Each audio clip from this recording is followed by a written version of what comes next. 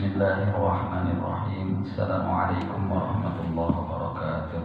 Waalaikumsalam warahmatullahi wabarakatuh. Al-Fatihah.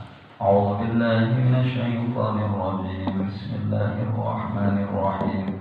Alhamdulillahi rabbil alamin. Ar-Rahmanir Rahim. Maliki yaumiddin. Iyyaka na'budu wa iyyaka nasta'in. Ihdinas siratal mustaqim. صراط الذين أنعمت عليهم غير المغضوب عليهم ولا الضالين آمين.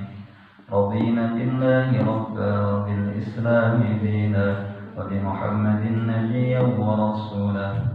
ربنا زدنا علما نافعا وارزقنا فهما آمين يا رب العالمين. رب اشرح لي صدري ويسر لي أمري واحلل عقدة من لساني يفقهوا قولي. Bismillahirrahmanirrahim. Sampai halaman 35. Napa? Oh, yadharu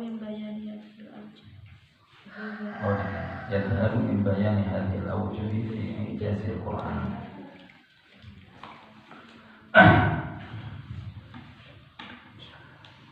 Niki karena nganggih berapa minggu kita enggak ngaji, 1 bulan enten liburan.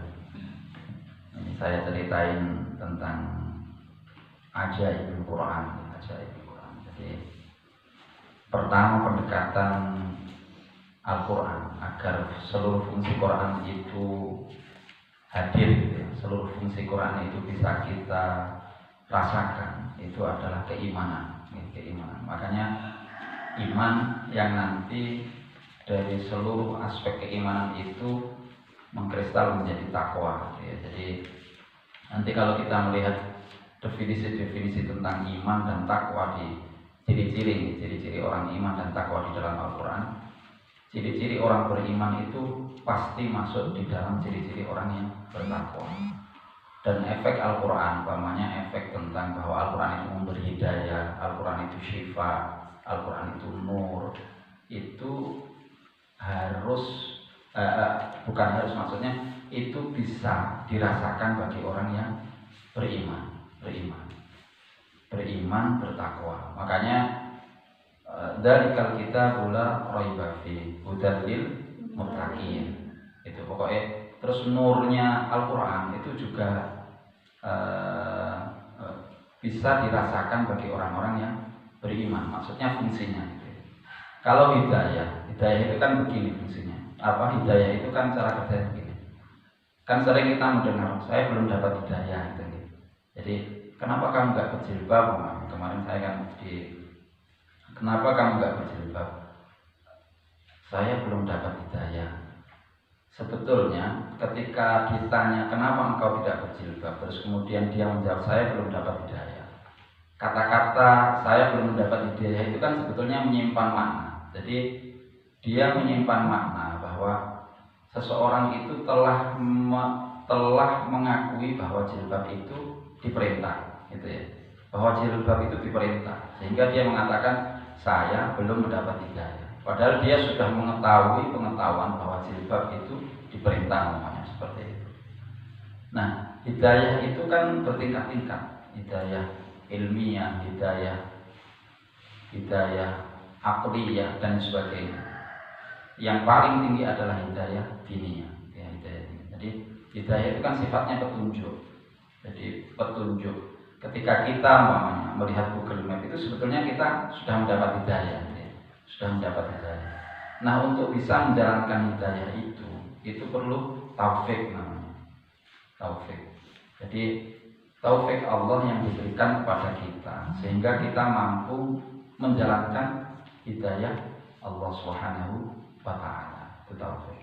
Ada beberapa cerita tentang ajaibul Quran, ya. Jadi dulu di pesantren Al-Munawwir Rabiah yang mahat tahfidnya dipegang oleh Yai Najib Abdul Qadir yang barusan wafat gitu ya, yang barusan kabundut itu ada satu peristiwa begini. Ada santri dari Jawa Timur, santri dari Jawa Timur, yang ketika belum di pesantren itu sudah membawa penyakit bawaan. Penyakitnya kanker. Jadi kanker ya, kanker itu lebih ganas daripada apa satunya tumor. Tumor apa kanker yang ganas itu? Kanker ya, kanker. Nah itu ketika sebelum mondok itu rutin kontrol. Jadi disuruh kontrol setiap bulan kalau tidak salah, rutin sebelum di pondok.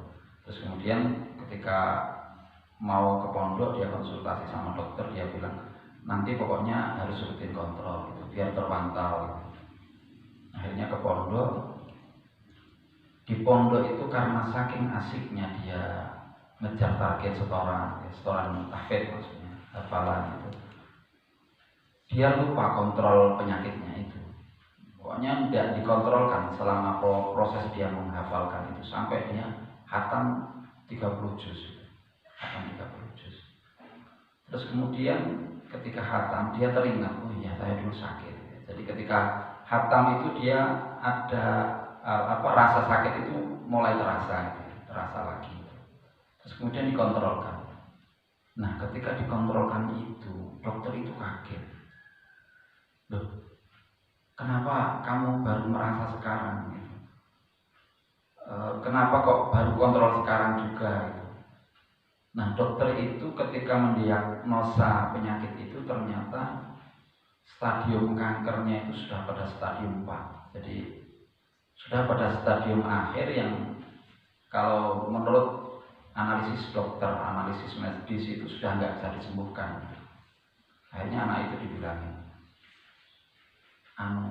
pokoknya diinformasikan kalau dia itu mungkin usianya nggak lama lagi gitu, 3 bulan atau 4 bulan. Ya namanya anak masih muda, baru selesai mencapai satu tahapan, marah lah dia, emosi. Bahkan kalau teman-teman bercerita itu sampai dia misuh-misuh gitu, ngerti misuh gitu, mengumpat gitu, karena saking emosinya. Bagaimana mungkin dia masih punya harapan yang panjang, terus kemudian dokter menginformasikan kamu baru 4 bulan lagi, umpamanya gitu. Sama kan bisa bayangkan emosinya orang yang masih punya proyeksi yang sangat panjang. Marah dia, terus kemudian dia misuh-misuh, mungkin dia menggugat Tuhan dan sebagainya lah gitu. Akhirnya dia sowan sama Yai Najib.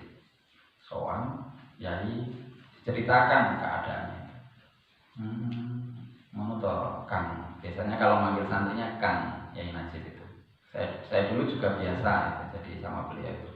Kang sampean kondi, Kang pokoknya gitu saking akrabnya. Nah terus kemudian sama Yai wis ngene Kang. Sampean riyadhah Quran. Wis riyadhah Quran. Sampean khatamne setiap hari khatam sampai 40 dina.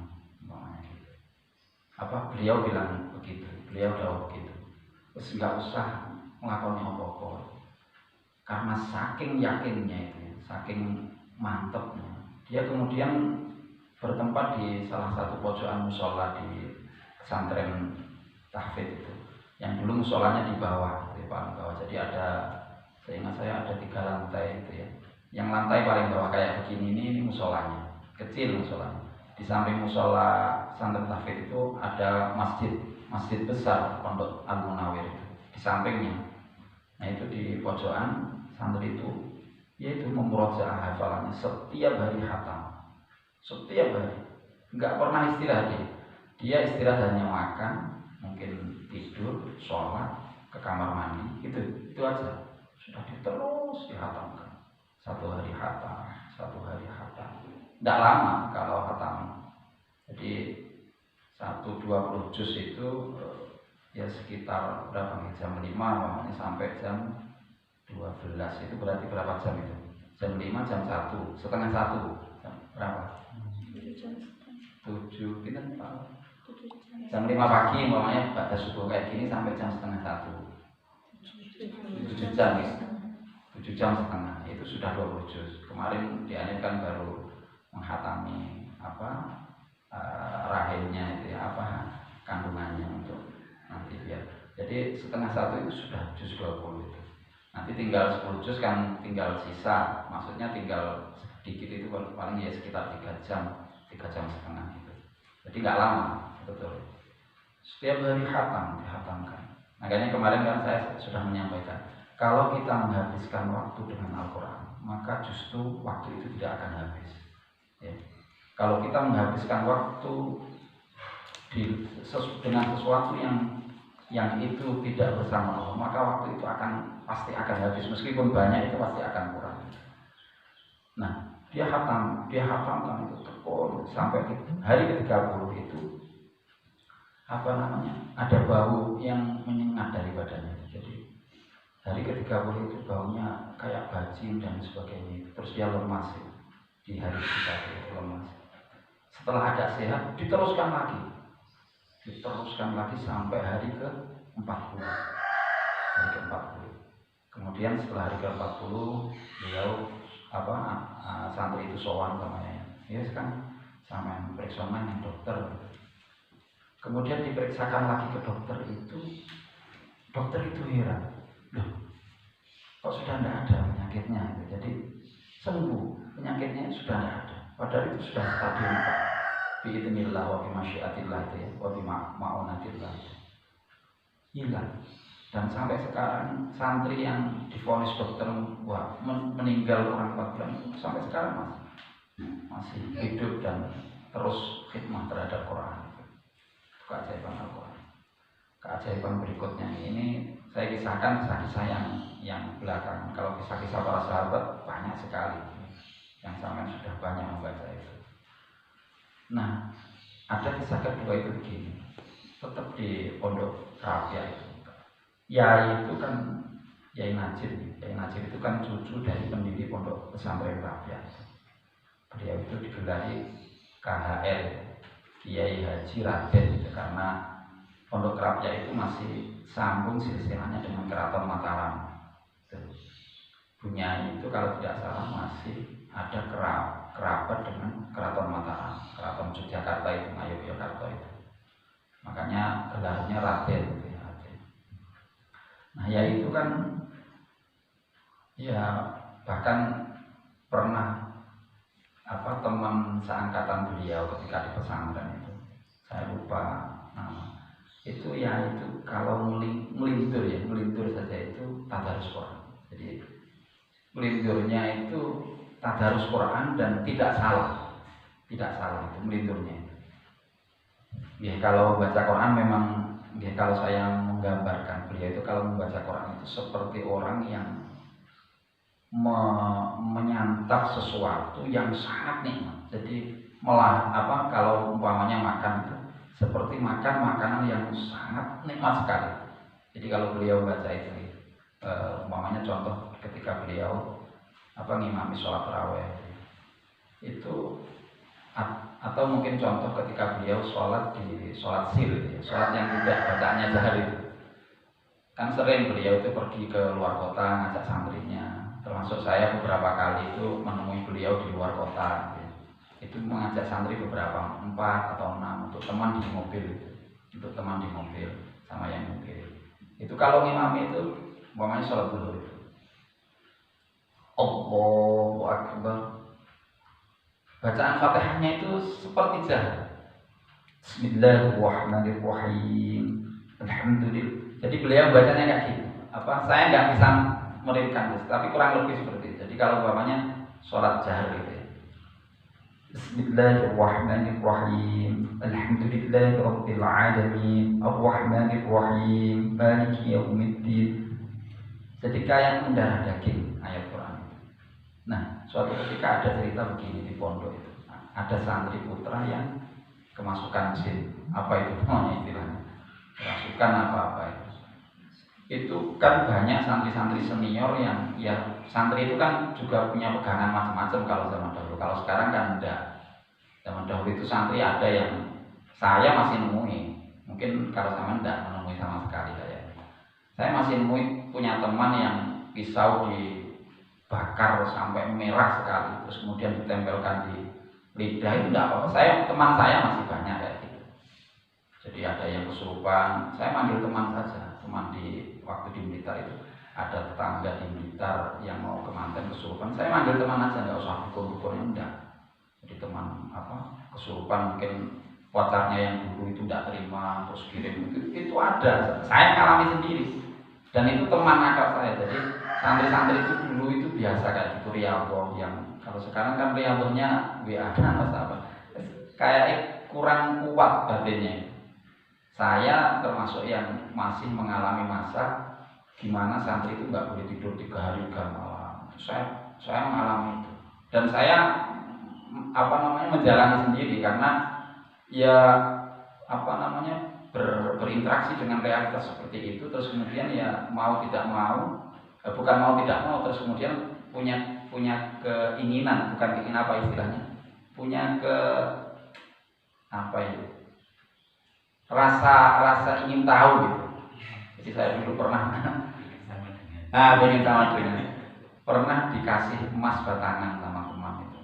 Ada tulisannya VOC, katanya peninggalan VOC. Jadi kalau sampean lihat ya kalau sekarang ya postingannya Ustaz dan Bustami gitu, pernah lihat enggak? Kalau di sini Gus Idris, yang di Malang ini Gus Idris.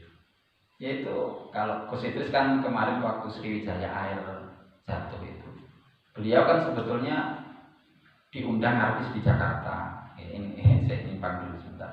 Terus kemudian Gus Idris pulang ke Malang, beliau dengar ada pesawat Sriwijaya Air jatuh itu, bertolak ke Jakarta lagi, terus kemudian ke mana itu, ke pulau yang dekat pesawat jatuh itu, beliau nyewa satu perahu, terus kemudian korin dari salah satu pesawat jatuh itu dipanggil, dia dimasukkan, terus suruh cerita gimana ceritanya. Kata korin itu, kami menemui awan tebal gitu, awan berair katanya, awan berair sehingga pesawat itu kehilangan daya angkat, setol apa istilahnya itu. Itu kan diceritakan, terus kemudian gimana keadaannya sekarang? Ceritakan, kami di sini baik-baik saja. Sampaikan ke ke keluarga kami di sini baik-baik gitu.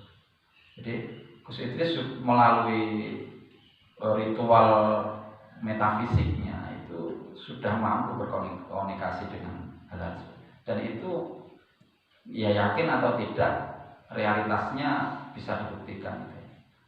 Terus kemudian kembali ke cerita yang santri putra kesurupan itu santri-santri yang punya kemampuan metafisik, punya kemampuan spiritual untuk menghilangkan, tidak mampu sudah. Karena yang masuk ke jin, yang masuk ke orang putra itu kayaknya jin yang sudah handal sekali. Kalau yang masuk di orang putri kayaknya jin-jin biasa. Jadi yang sering kesurupan itu kebanyakan memang orang putri ya, karena orang putri sering akalnya itu diabaikan, dia hanya hatinya, yaitu perasaannya. Padahal tidak seperti itu, sering baper sekali gitu. Sandalnya diganti saja, dikira apa itu ya, kado istimewa, padahal sandalnya salah gitu ya. Pokoknya macam-macam. Nah itu yang kesurupan itu santri putra. Santri-santri yang punya kemampuan seperti itu nggak mampu untuk menyelesaikan. Terus kemudian ada santri yang seorang kiai, ada kangkang yang kesurupan, ya itu datang. Ya seingat saya beliau masih pakai kaos biasa, itu kaos singlet, ngerti kaos yang tipis itu sama kopiahan itu ya sudah. Datang itu santri itu tiba-tiba diginikan, wes kangkang, aku ngaji. Sudah, santri itu lemes langsung. Sudah sembuh deh. Pulang ya. Jadi nggak pakai mantra-mantra, enggak. Wes kangkang, aku ngaji. Mungkin jinnya nggih ya. Ya itu cerita yang betul, cerita yang barusan terjadi. Maksudnya ya mungkin 3 tahun 4 tahun silam. Enggak, saya kan sudah poin sekitar 8 tahun. Jadi ya sekitar 10 tahunan silam lah, ketika saya sebelum di Kerapia itu, maksudnya saya ketika di kuliah di Jogja. Nah ada cerita lagi tentang ajaibul Quran. Jadi keajaiban Al-Quran, fungsi Al-Quran yang oleh Allah disebut nurul syifa itu baru bisa dirasakan ketika seseorang itu iman. Gitu. Jadi pendekatannya melalui pendekatan iman. Kalau tentang kebenaran Al-Quran itu dirasakan siapapun bisa. Kebenaran Al-Quran, karena kebenaran itu tidak mungkin dia pasti punya momentum dimanapun berada dan kapanpun. Jadi, tapi tentang hidayah Al-Quran yang itu nanti menunjukkan seseorang kepada kebenaran itu baru dirasakan bagi orang-orang yang beriman. Ya, yahdi man yasha'u wa yu'adzibu man yasha'. Apa yudhillu man tasha' wa tu'izzu man tasha' wa tudhillu man tasha' wa tu'izzu man tasha'. Biyadikal khair. Nah, ada cerita lagi tentang ini keajaiban Quran itu. Jadi dulu saya ketika di MQ Madrasatul Quran itu punya teman yang gagap, ngerti gagap gitu. Yang kalau ngomong itu begini, awak kondi. Saya nemui itu kakak tingkat satu kelas kalau nggak salah. Teman ini pinternya bukan main, pinter sekali. Jadi cerdas dan pinter. Ngafal Quran itu cepat sekali. Ngafal Quran cepat, kitabnya baik. Jadi nerjemah kitab-kitab yang populer kayak kitabnya Syahrul itu beliau yang nerjemah. Dulu kami lulusan Madrasatul Quran di Jogja itu punya lembaga yang sering saya sampaikan namanya ELSAQ, Lembaga Studi Quran. ELSAQ gitu. Yang sekarang hanya tinggal penerbitannya saja. Itu di situ kegiatannya ya khataman, terus diskusi ilmiah, penerjemahan dan sebagainya. Itu dulu ketika ketika zaman nuklir belum menyerang ya. Jadi HP itu masih jarang. Masih diskusi ilmiah, terus menerjemah kitab-kitab besar seperti kitabnya Syahrul yang Muhammad Syahrul, Alkitab Al-Quran Qiraah Mu'asyirah itu yang menerjemah teman-teman itu. Dalam terjemah Indonesia, buku ini judulnya saya lupa, epistemologi. Pokoknya itu ELSAQ, nanti kalau sama lihat di toko-toko buku itu. Nah itu penerjemah salah satunya yaitu teman itu. Nah terus kemudian ketika kuliah di Jogja, karena sudah selesai kuliah di Jogja, karena sering mendaros Al-Quran itu gagapnya hilang, tidak gagap lagi. Jadi sering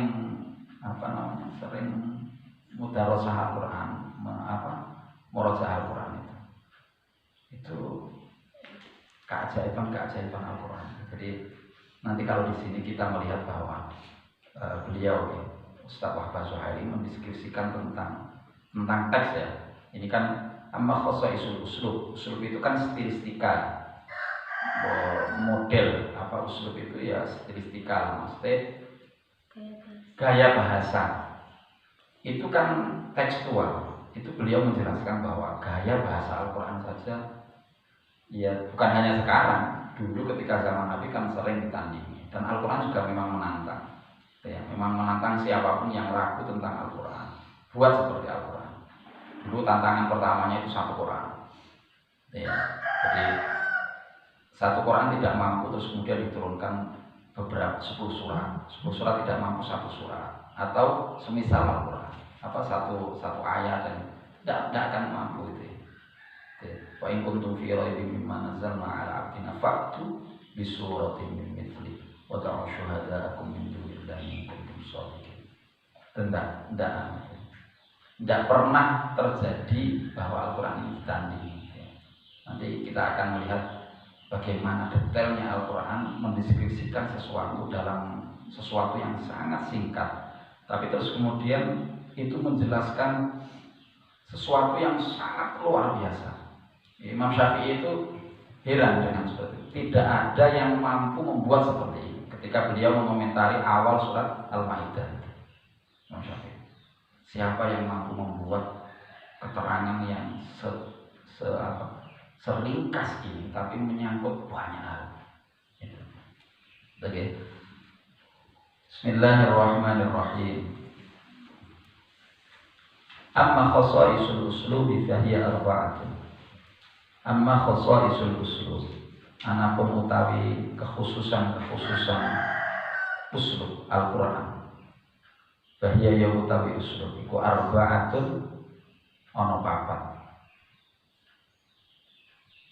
Iku arba'atun ada 4. Al-ula utawi yang pertama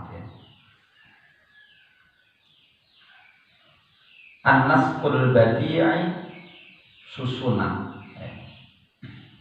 Al-badi'i yang indah. Susunan yang indah. An-nasqul badi'i. Wa nadmul gharibi dan nadhaman yang asing. Gharib. An-nasqul badi' wa nadmul gharib. Wal waznul ajibi dan wazan yang ajib apa? Itu mengagumkan. Oke, yang mengagumkan. Al-mutamayyizu yang beda atau membedakan. An jami'i kalamil arabi dari seluruh kalam Arab. Jadi berbeda sekali. Kalau Ustaz Wahbah Suhaili membedakan Al-Quran itu ada yang Arab, ada yang Mu'rab. Ya. Mu'rab itu bahasa serapan yang diserap dari luar bahasa Arab, kemudian dijadikan bahasa Arab. Itu Mu'rab. Kalau tidak salah. Kalau bahasa asli Arab itu Arab. Ya. Kalau bahasa asli Arab yang pinggiran, yang asli itu namanya A'rab. Ya. Arab itu bahasa Arab kota. Kalau A'rab itu bahasa Arab pedesaan atau pinggiran. Kalau yang dulu sering diartikan dengan Badui. Ya. Gak tahu Badui itu kenapa. Saya umpamanya kalau di Al-Quran kan memang A'rab itu untuk menyebut orang-orang Arab pinggiran. Wa minal a'rabi may yattakhidhu ma yunfiqu maghramu. Umpamanya al-a'rabu asyaddu kufra wa nifaqan. Jadi orang Arab itu orang Arab ya, orang Arab asli itu sangat asyaddu kufra wa nifaq. Jadi orang Arab asli itu apa? Asyaddu kufra. Gimana saya mengartikannya? Kufurnya itu sangat itu. Nifaq, munafiknya itu juga sangat munafik. Orang Arab asli. Makanya sekarang kan menjadi polemik. Umpamanya kayak Malaysia itu kerajaan Johor ya.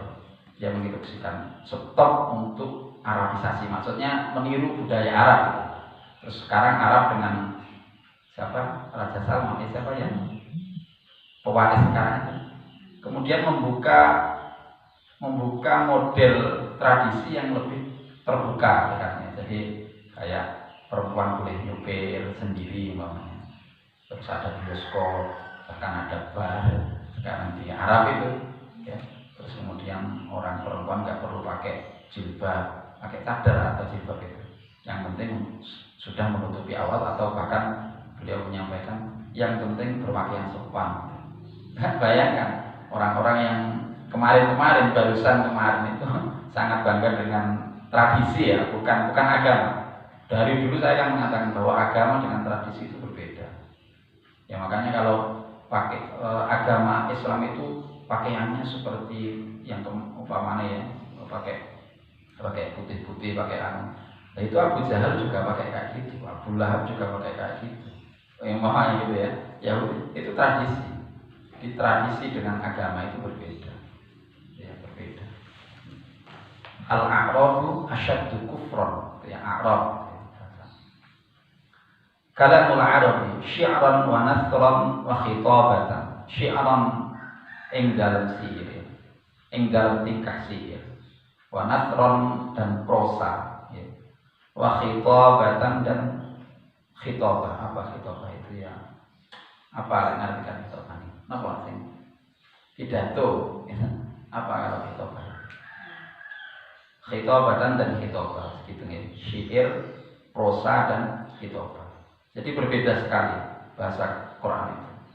An-nasqul badi umpamanya susunan yang indah ya.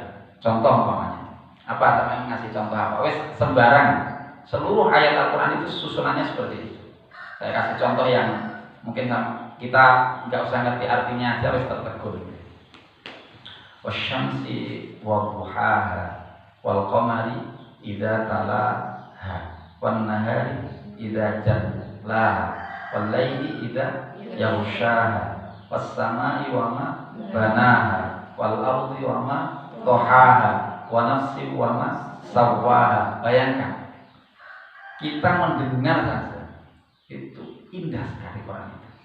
Atau berikutnya wal laili idza yaghsha wan nahari idza tajalla wa ma khalaqadz dzakara wal untha inna sa'yakum lasyatta.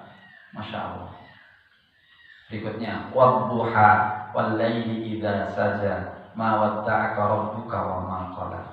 Atau mungkin sembarang Yasin, Yasin wal Qur'anil Hakim innaka laminal mursalin ala siratin mustaqim. Indah sekali Quran. An-Nasbul Badi wa Nadbul Gharib. Nadomanya asing. Apa coba yang sampean contoh tentang nadoman yang asing ini? Umpamanya susunan tentang apa? Agak sulit ini. Napa ayat yang menurut sampean agak umpamanya gini tentang Allah, cerita tentang nurnya Allah ya. Allahu nurus samawati wal ardh. Mathalu nurihi kamishkatin fiha misbah. Al-misbahu fi zujajah. Az-zujajah ka'annaha kawkabun durriyyun yuqad min syajaratin mubarakatin zaitunatin la syarqiyyatin wa la gharbiyyah. Yakadu zaituha yudhi'u walau lam tamsasu nar nurun 'ala nur yahdillahu li nurihi man yasha wa yadribullahu al-amthala lin-nasi la'allahum yatadzakkarun.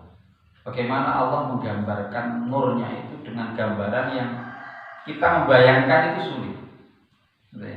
Jadi cahaya yang itu berada di semacam kaca, dan kaca itu ditutupi kaca yang sumber cahaya itu dari minyak yang zaitunatil la syarqi, yang tidak ada di ujung timur maupun ujung barat.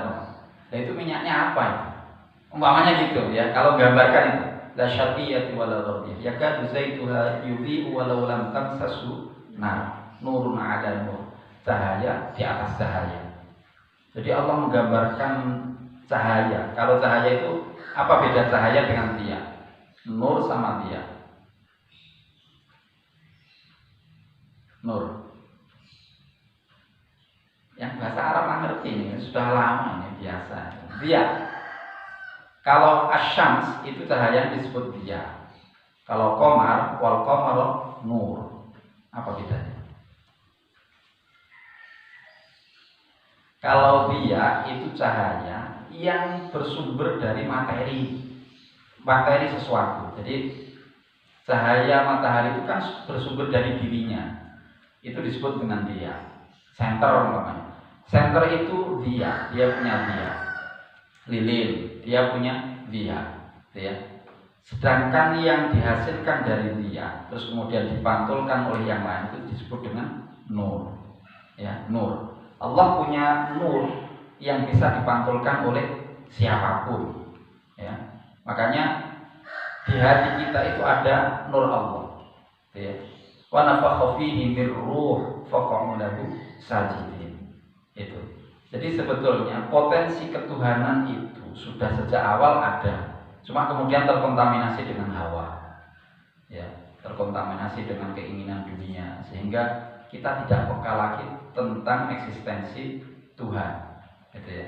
Jadi sebetulnya sebelum kita diciptakan alastu bi rabbikum qalu bala wa id akhadha rabbuka min bani adam min zuhurihim dzurriyyatahum wa ashhadahum ala anfusihim. Terus ditanya, alastu bi rabbikum qalu bala syahidna an taqulu yaumal qiyamati inna kunna an hadza ghafilin. Itu. Makanya kunci surga kan satu saja, la ilaha illallah. Sudah, kita dilahirkan oleh Allah dalam keadaan fitrah. Kemudian nanti ketika kita menghadap Allah dalam keadaan fitrah, maka itu yang disebut dengan salim. Illa man atallaha biqalbin salim. Yang bingung itu kan lahir fitrah, terus kemudian ke dunia mercy, apa umpamanya, pokoknya pulau, mau jabatan, mau pulang itu masih bingung. Ini mau tak titipkan siapa? Mau tak bawa kok nggak bisa? Sampai kuburan, mana Lamborghini kuda? Itu yang bingung. Allahnya nggak ada, hilang. Gitu. Makanya man qala fi akhir kalamihi la ilaha illallah dakhala jannah. Atau di riwayat yang lain Allah. Ya, jadi Allah. Sudah. Allah. Kita mau ketemu dengan kekasih sejati karena gitu. Allah. Oke. Wal waznul ajib dan wazan. Wazan itu apa? Bentuk ya. Wazan itu kan bentuk. Jadi wazan umpamanya ya wazan bentuk. Bentuk yang apa ya? Bentuk yang sangat mengagumkan. Apa contohnya? Umpamanya ketika Allah menggambarkan surga. Di surat Yasin yang sampean hafal surga itu gimana? Ayat tentang surga, surat Yasin. Hafal bukan surat Yasin? Mbaknya yang pakai hijau, surat Yasin apa? Awal surat Yasin. Tentang surga, inna ashabal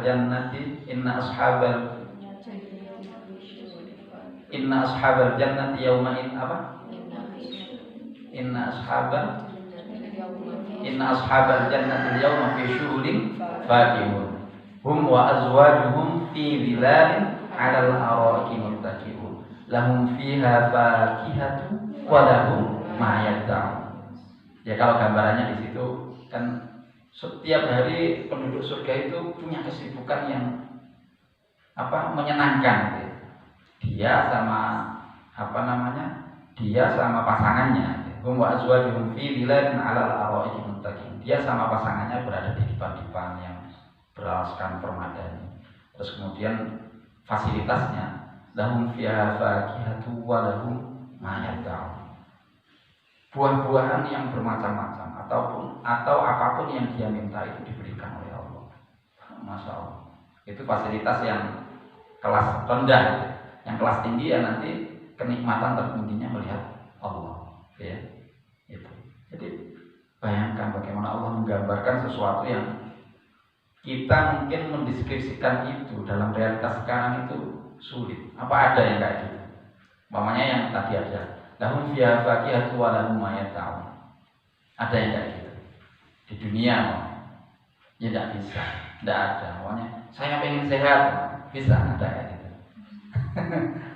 Itu fasilitas penduduk surga. Jadi bagaimana Allah menggambarkan dalam bentuk yang sangat indah sekali. Al-mutamayyizu an jami'i kalamil Arab, yang berbeda dengan seluruh kalam Arab. Ya. Kemudian yang berikutnya, ats-tsaniyatu utawi yang kedua, as-sumu'u ketinggian, al-mutanahi yang puncak. Jadi as-sumu'ul mutanahi, puncak ketinggian gitu ya. Fi jamalil lafzi, di dalam keindahan lafadznya atau lembut lafadz keindahan lafadznya. Jadi fi jamalil lafz warid qatis siyagati, dan lembutnya sigat ya. Waraw'atit ta'biri, dan keindahan ungkapannya. Jadi ungkapannya indah. Ini bisa kita rasakan dari seluruh ayat Quran ya. As-sumumul mutanahi fi jamalil lafzi wariqatis siyagati, dan lembutnya sigat ya. Sigat ya bentuk. Waraw'atit ta'biri, dan keindahan ungkapannya. Keindahan lafadznya puncak tertinggi ya. Terus kemudian kelembutan lafadznya juga menempati kelembutan yang paling tinggi. Warawati ta'bir, dan keindahan ungkapannya juga ungkapan yang paling tinggi ungkapannya. Apa contoh-contoh yang bisa sampean umpamanya tentang keindahan lafadznya? Apa yang sampean salah satu ayat di dalam Al-Qur'an yang indah apa? Contohnya. Ya sembarang yang sampean secara tidak sengaja itu melihat ini ayat yang indah sekali. Apa? Jamalil lafadznya indah. Apa wes? Yang sampean melafadzkan itu enak itu. Apa? Wasari'u ila maghfiratin min rabbikum wa jannatin 'arduha as-samawati wal ardu 'iddat lil muttaqin alladzina yunfiquna fis sarra'i wad-dharra'i wal kadhimina al-ghayza wal 'afina 'anil nas wallahu yuhibbul muhsinin. والذين إذا فعلوا فاحشة أو ظلموا أنفسهم ذكروا الله فاستغفروا لذنوبهم ومن يغفر الذنوب إلا الله ولم يصروا على ما فعلوا وهم يعلمون. Gimana? Enak ya? Enak mana sama Indul Daratista? Makanya Rasulullah itu beberapa kali beliau meminta sahabat itu membacakan Quran untuk beliau. Ya. Ketika Rasulullah disampaikan kepada, bukankah Al-Quran diturunkan kepada engkau wahai Rasulullah?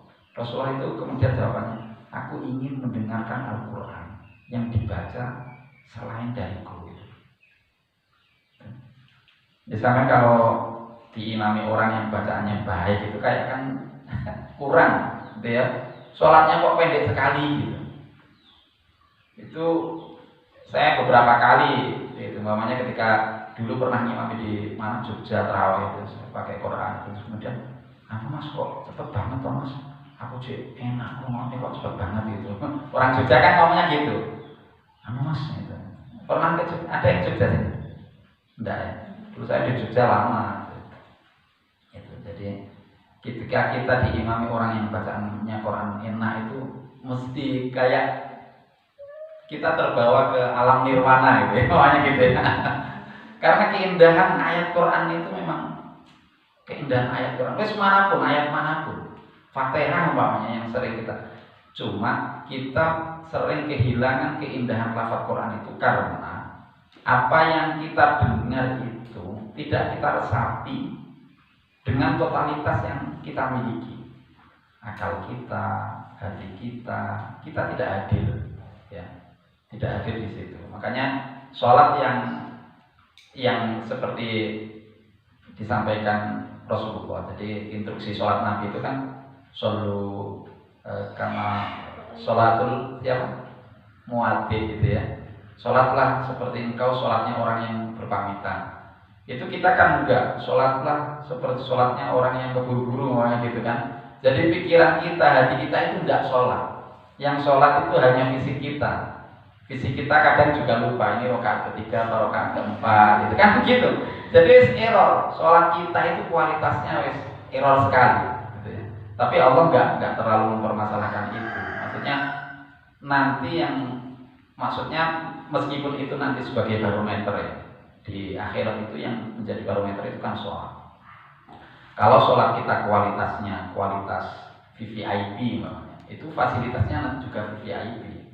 Tapi kalau sholat kita sholat kelas apa? Di bawah ekonomi umpamanya. Sama kan ekonomi aja enggak kita ya, bukan sampean kalau kita ini sholat di kelas ekonomi aja kan mungkin enggak itu. Kalau Nabi sholatnya kan VVIP, satu rakaat itu bacaannya berapa surat itu? Surat Al-Baqarah, Ali Imran, disambung An-Nisa. Sama Al-Baqarah satu halaman belum satu halaman paling, atau mungkin sering kulhu gitu ya. Sampai makmumnya lelah, kulhu terus gitu. Sholat bacaannya kulhu terus. Besok kulhu, sekarang kulhu, itu makmumnya kulhu terus gitu. Cerita-cerita lucu tentang sholat. Itu nanti yang dihisab pertama kan memang sholat. Awwalu ma yuhasabu bihil 'abdu yaumal qiyamah as-shalah. Idza shaluhat sa'iru 'amali wa idza fasadat sa'iru 'amali. Jadi sholat itu menjadi barometer. Tapi Allah nanti kan Allah Maha Besar, tidak terlalu hak saya kok belum ditunaikan. Allah sudah tidak. Yang penting hak kita, kewajiban kita kepada orang lain itu sudah tertunaikan. Pokoknya yang punya hutang, bayar. Kalau bisa mungkin nggak punya hutang, tapi saya sendiri punya hutangnya besar gitu ya. Tapi itu kayaknya sudah, ya Nabi ya punya hutang gitu. Ya, terus kemudian Nabi kok nggak punya hutang, ya enggak. Nabi yang menggadaikan lah istilahnya gitu, menggadaikan baju perang. Terus kemudian juga Nabi memang, kalau kenapa Nabi kok miskin? Padahal Nabi itu kan sangat bisa kaya, ya, sangat bisa kaya. Jadi gitu, sholat, ya, itu tentang keindahan lafaz Quran. Dan termasuk ya apa namanya, jambi-jambi yang paling manjur itu ya Quran, ruqyah. Ya. Nggak ada yang lebih ampuh selain Al-Quran. Nggak ada. Ya contohnya beliau yang yang sudah Al-Quran yang hidup, Al-Quran yang hayy, Al-Quran yang hayy. Nggak perlu mantra, sudah. Sekarang kan aku kan gitu. Jadi nanti kalau teman sampean itu kesurupan, terus bilang gitu aja. Siapa namanya? Siapa namanya? Mbak Husna. Temannya kesurupan. Wes yuk aku Husna. Paling Husna sapa? Jadi tidak ada yang lebih ampuh. Keindahan lafadznya dan sebagainya. Fidel, warikotis siyarah dan lembutnya bentuk. Jadi lembut sekali Quran itu. Seperti contohnya menggambarkan tentang debatnya Nabi Ibrahim. Jadi menggambarkan debatnya Nabi Ibrahim itu dengan bahasa yang sangat enak. Gini, yang di juz 3 awal itu. Apa itu?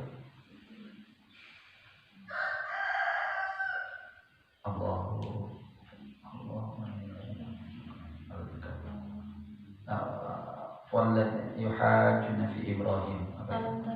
Alam tara ila alladzi haja. Alam tara ila alladzi haja. Alam tara ila alladzi haja Ibrahim. Alam tara ila alladzi haja Ibrahim fi rabbih an ataahu Allah. Idh qala Ibrahim rabbiyalladzi yuhyi wa yumiit. Qala ana uhyi wa umiit. Qala Ibrahim fa inna Allah ya'ti asy-syamsi minal masyriqi fa'ti biha minal maghrib.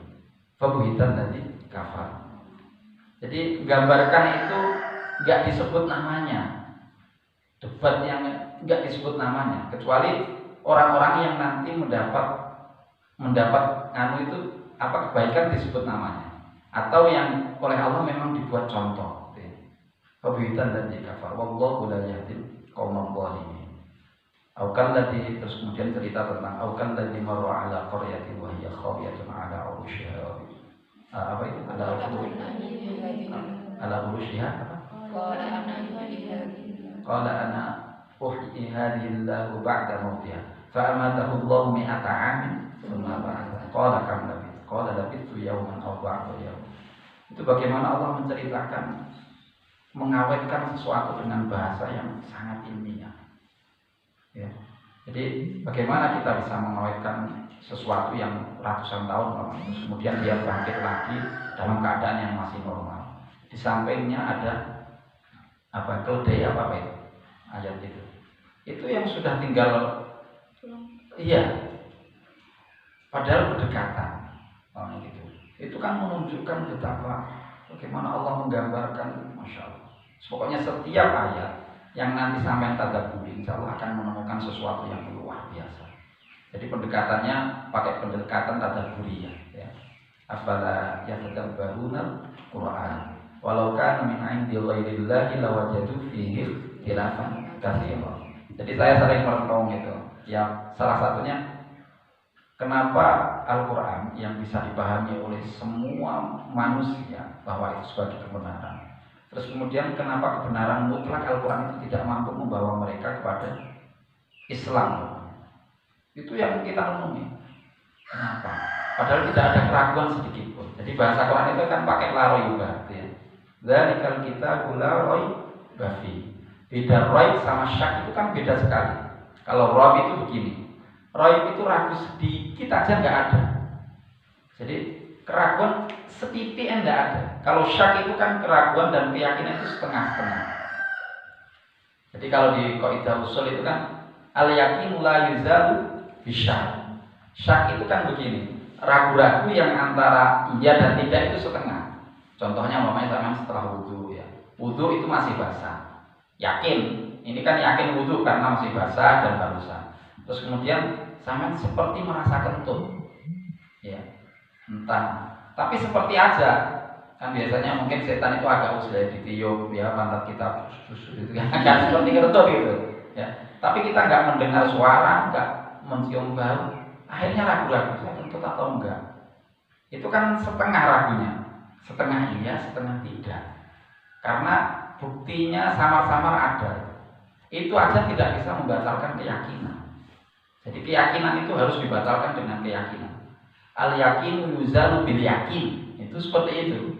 Jadi kalau sama yakin bahwa Tuhan yang benar itu umpamanya apa, itu harus dibatalkan dengan keyakinan yang kalau memang mau menggadekan. Jadi hakul yakin. Itu gitu. Seperti itu. Jadi keyakinan itu harus dibatalkan dengan keyakinan yang yakin, gitu ya, yakin. Kalau syak nggak bisa. Padahal Al-Quran itu rahim, tidak ada keraguan sedikit pun. Makanya ketika ayat Al-Quran disampaikan, itu pasti orang mampu menangkap kebenarannya melalui penangkapan yang berbeda-beda. Jadi pasti itu. Tapi kenapa kok tidak mendapat hidayah? Karena pendekatannya tidak melalui pendekatan keimanan itu. Jadi pengetahuannya dan sebagainya itu tidak sampai ke arah sana. Jadi, makanya orang-orang yang mengkaji Quran melalui perspektif apapun, kalau dia betul-betul mengkaji dengan kehadiran keimanannya, pasti akan meyakini bahwa Quran itu sebuah kebenaran yang mutlak. Ya tentang kebenaran ilmiahnya sekalipun, tentang tadi pengawetan, terus tentang penyilangan, tentang cahaya matahari, tentang bulan dan sebagainya, didefinisikan begitu detailnya di dalam Quran itu. Oke.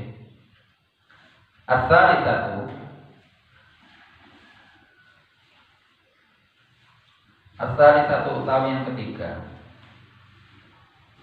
at-ta'alu fis sauti utawi kelembutan suara, as-sauti kang bangsa suara, finat mil hurufi warasfiha, finat mil hurufi ing dalam nadhaman hurufnya, warasfiha dan susunannya, wa tartibiha dan urutannya, wa siyaghatiha dan sigatnya atau bentuknya, wa iha'atiha dan sarannya atau pesannya, bihaitsu tasluhu, bihaitsu kelawan sekiranya, atau tasluhu bagusi, khitoban ing khitob, apa khitob itu sasaran nih, likulin nas maring sekabehane manungsa, ala ikhtilafil mustawiyati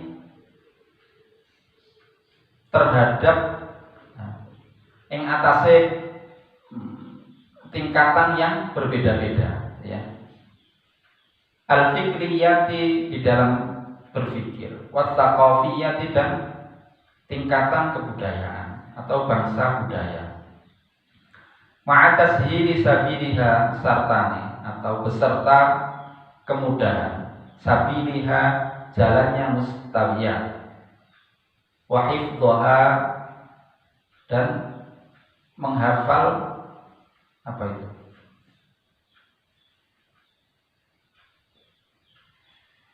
Menghafal mustawiyah gitu ya.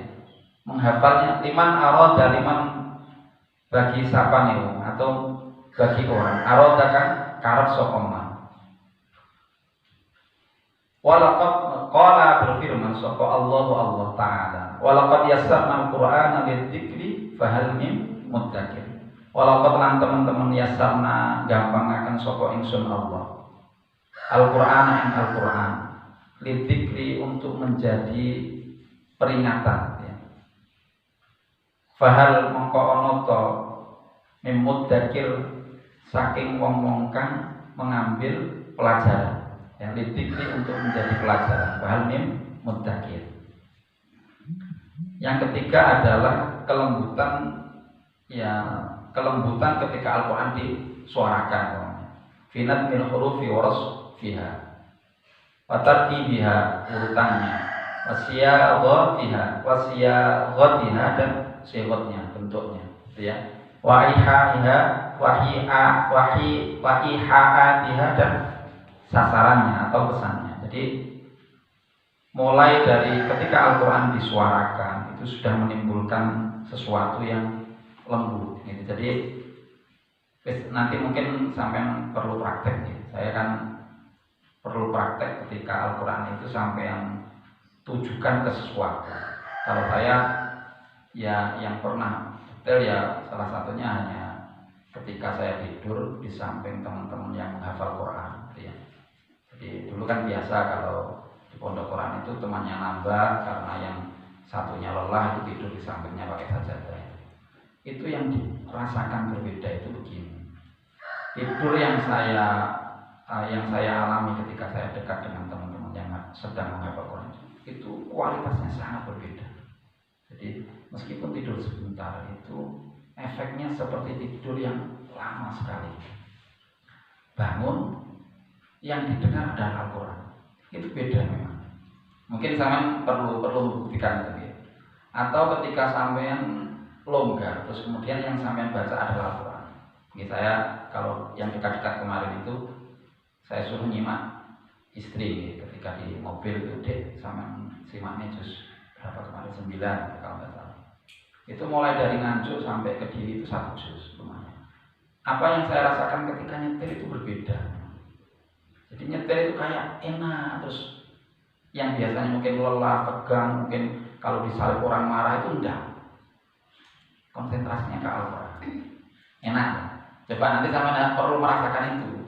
Jadi bawa sepeda motor, yang sama baca Quran. Tapi ya konsentrasi ya, baca Quran nanti belum. Enggak, maksudnya ya tetap konsentrasi. Cuma akalnya ini untuk Al-Quran. Itu yang beda memang, sangat berbeda. Ya.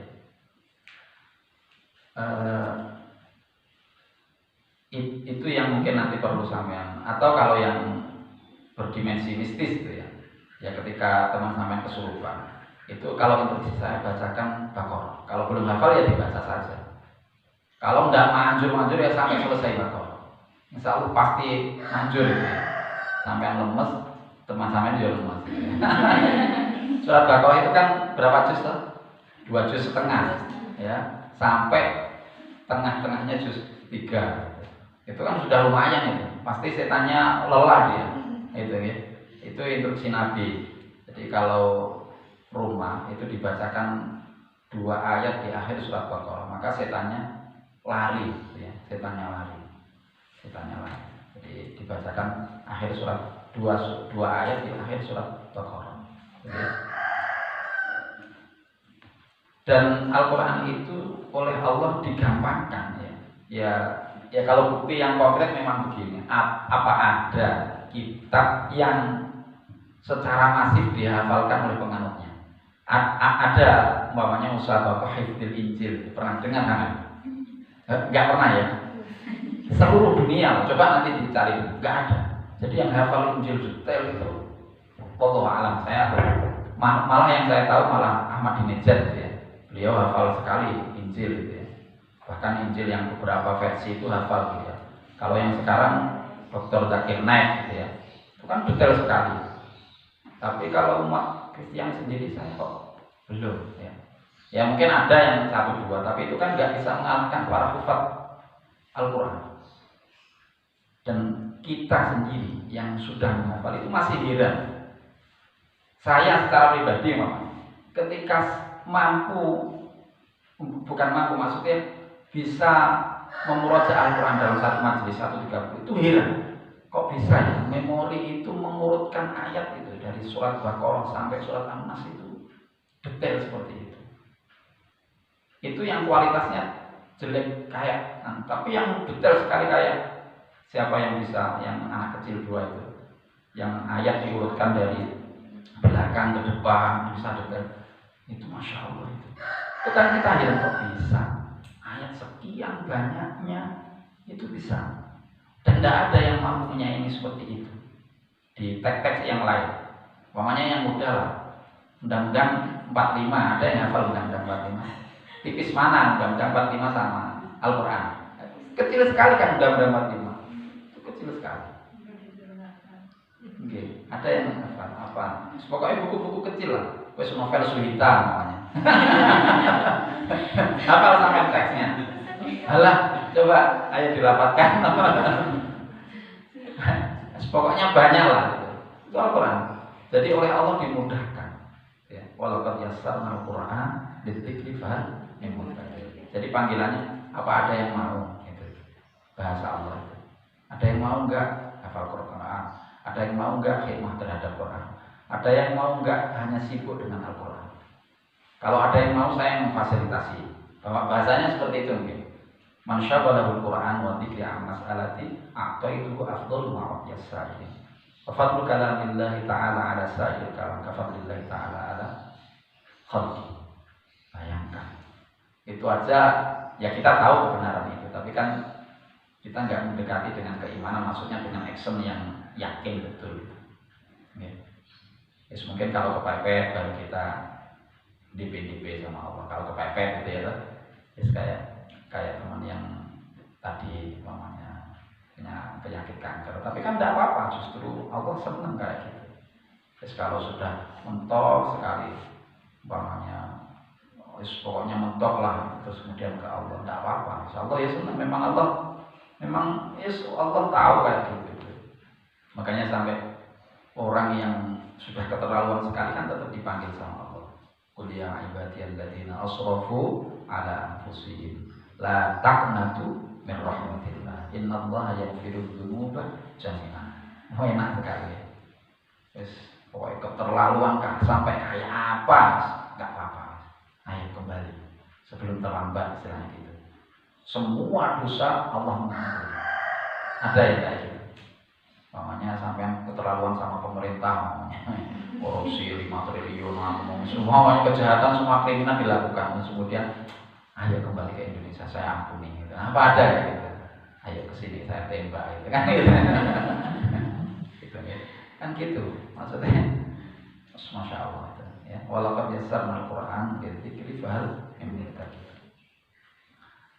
Mungkin itu dulu ya, sudah siang. Besok kita lanjutkan lagi. Oh, satu lagi, yang keempat. Ar-rabi'atu utawi kang keempat. Tanasubul lafzi wal ma'na. Tanasubul lafzi wal ma'na, kesesuaian lafaz. Tanasubul lafzi kesesuaian lafaz wal ma'na dan makna. Wa jazalatul lafzi wa ifa'ul ma'na. Wa jazalatul lafzi dan keragaman lafaz. Wa ifa'ul ma'na dan pemenuhan makna. Wa munasabat ta'bir dan kesesuaian ungkapan bil maksudi terhadap tujuan. Wal ijazi lan ringkas, wal qasdi lan tepat sasaran. Duna ai tazayyudin, tanpa duna saliyane, ai tazayyudin tambahan. Wa tarsikhil ma'ani dan jelasnya makna. Disuarin dengan model faniyatin yang bercabang-cabang, mahsusatin yang bisa terindera ya. Takadu talmasuha, takadu hampir talmasuha, engkau bisa menyentuhnya. Watatafa adu ma'aha, dan engkau bisa tatafa'ul itu aksi gitu. Tatafa'ul itu bekerja sama. Tatafa'ul itu action bersama gitu. Tatafa'ul dan melakukan ya, hal ma'aha bersama suwarin faniyah birrahmi min tikrariha di suratin jaddabatin. Bahasanya wangil nih beliau ya. Birrahmi meskipun min tikrariha dari mengulang-ulang suwarin faniyah di suratin dengan gambar jaddabatin yang menarik, faridatin dan faridah itu sendiri ya, munfarid. Ini maksudnya gimana? Gini maksudnya, Al-Quran itu kadang, kalau di dalam ulumul Quran itu ada dua model pendekatan bahasa. Yang pertama, bahwa Al-Quran itu tidak mempunyai taroduf, Jadi ada pakar ulumul Quran yang mengatakan la taratu fil kalimah, la taratu fil makna.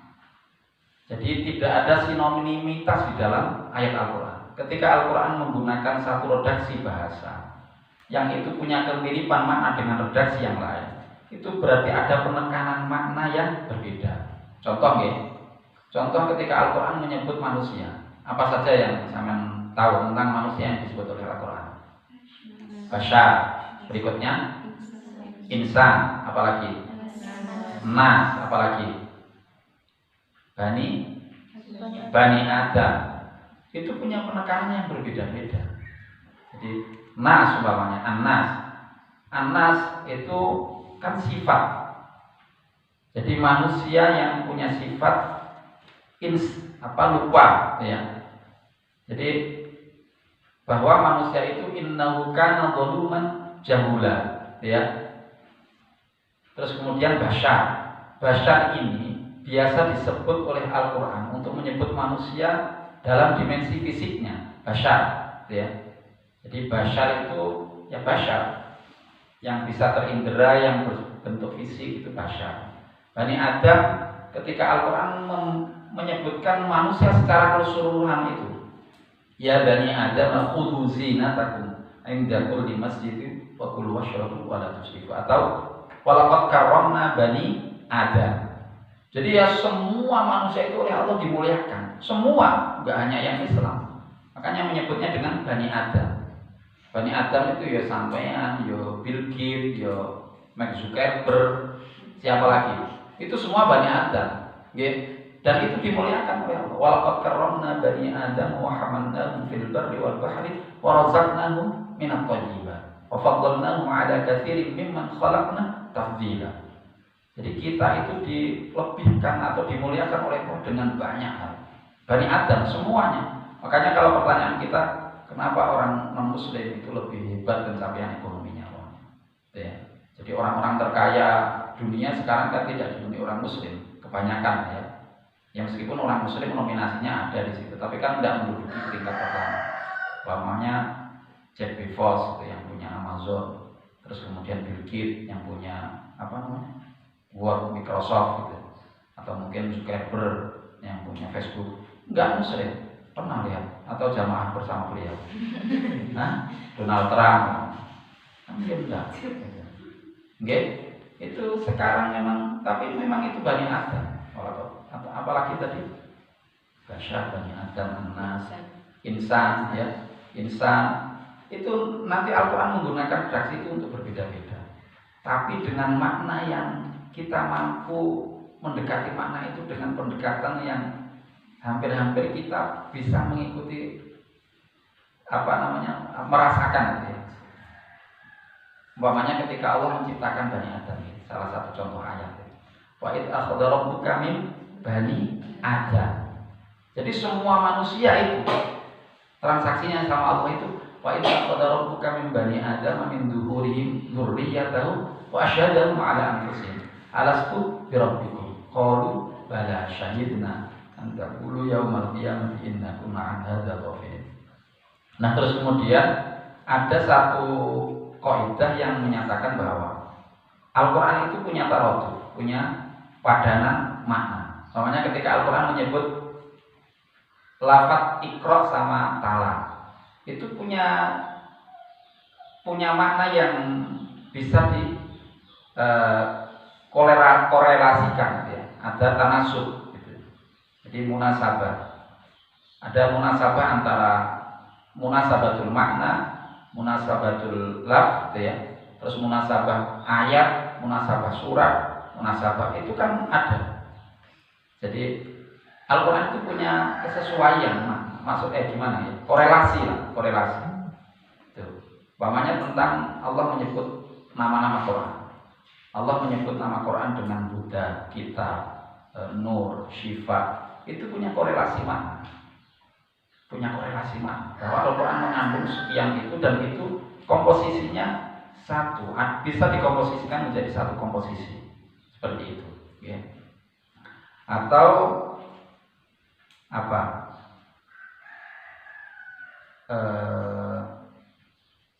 Yang berikutnya kaidah tentang begini. Apa itu yang bahwa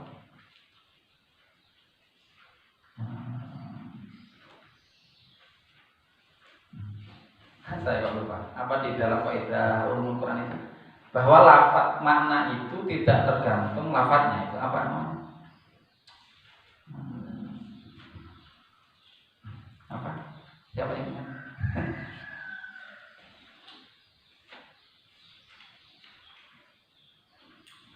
Lupa nih, saya lupa tentang bahwa makna Al-Quran itu lupa gimana? Kok menjadi lupa tadi? Ada yang mengganggu ini jinnya. Dan insya Allah minggu depan saya sampaikan. Insya Allah. Oke, dah itu. Ini dulu ada pertanyaan, monggo silakan. Memang sulit ini untuk mendekati usul Quran itu. Jadi kalau nanti kita sampai pada titik bahwa kita itu berinteraksi dengan Al-Quran sampai ke uslubnya, itu sikap kita akan masya Allah. Yang saya rasakan sering saya sampaikan seperti sikapnya Gus Bahari. Saya dulu sampai heran nih, Gus Bahari itu mengkanter realitas takfir. Takfir itu loh dengan bahasa yang ringan sekali, Gus Bahari. Terus kemudian mengkanter orang yang sering minta dalil, mana dalilnya. Itu kan dengan argumentasi yang sangat ringan Gus Bahari itu mampu mengkanter sawan beragama yang model seperti itu. Jadi salaman pada sholat minta dalil umpamanya. Tapi ketika HP 6 nggak minta dalil. Ketika kencing setelah salam nggak minta dalil. Gitu. Naik motor nggak minta dalil. Dikira agama itu apa itu? Itu mampu mengkanter kayak gitu ketika kita sudah pada posisi seperti itu. Berinteraksi dengan Al-Quran sampai pada uslubnya. Terus banyak realitas yang beliau kemudian menanggapi itu dengan masya Allah seperti corona kayak gitu. Ya. Beliau kemudian menyampaikan bahwa dulu Nabi Ayub itu dikasih kenikmatan umpamanya 60 tahun, terus kemudian dikasih sakit sekian tahun, terus kemudian ketika istrinya hendak meninggalkan atau mungkin galau itu, kemudian dulu kita dikasih nikmat berapa tahun, sekian tahun, kita sakit berapa tahun, 4 tahun pokoknya atau 6 tahun, ya sudah nggak apa-apa sama sekali karena masih panjang nikmatnya. Ya seperti kita bukan enak, kalau saya lebih senang memang tentram kayak gini, adem gitu ya, tenang gitu. Jadi nggak hidup itu nggak sibuk sekali. Kayak kita itu apa itu dikejar apa itu wirawi ke sana, malam itu nggak ada istirahatnya, tetap terang. Kalau saya senangnya yang tenang kayak gini, tenang. Ketika di dekat bandara ya nggak sering sudah tenang. Penerbangan sesekali saja, enak. Alam itu asli gitu. Kalau saya senang. Dan ketika saya sampaikan ke tetangga, mungkin Pak enak nih. Kalau saya iya, saya pribadi senang. Kafe nggak hidup 24 jam dan tenang. Terus yang sekarang di pondok yang nggak menafikan bahwa yang di rumah itu juga semangat sekali untuk menghafal Quran. Barangkali mereka jauh. Yang di pondok itu semangatnya bukan main. Tinggal beberapa orang, tapi senang diminta jamaah semangat, ngaji semangat. Justru sedikit tapi yang khatam banyak.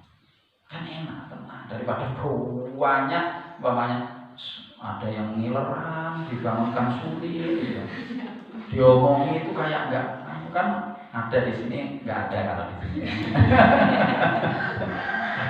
Ada yang sholat itu enggak pernah ganti mukena, umpamanya 1 bulan enggak ganti sampai warnanya dari putih menjadi kelabu, gitu. Macam-macam lah. Ya enak, tenang.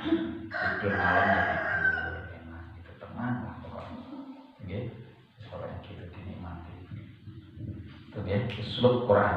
Ini beberapa uslub tentang Quran. Jadi kalau kita nanti, ya semoga kita oleh Allah dikaruniai menjadi ahli Quran, ahli Quran, sehingga kita mampu berinteraksi dengan Al-Quran sampai pada uslubnya, sehingga kita tatafaul. Terus kemudian apa ini tadi? Yang itu kita bisa merasakan kebersamaan dengan Quran itu, kebersamaan dengan Al-Quran. Ya. Sehingga rahmat Quran, syafaat Quran itu mampu kita rasakan. Ya. Dan kita menjadi tamu Allah ya, dalam persepsi Al-Quran. Persepsi Al-Quran, Ahlul Quran, Ahlullah, wa khassatuh. Begitu. Monggo kalau ada pertanyaan. Sudah ada. Insya Allah konsultasi tapi nanti doa. Oke. Doa setelah baca Quran. Bismillahirrahmanirrahim. Allahumma hamna bil Quran waj'alhu lana imaman wa nuran wa hudan wa rahmah.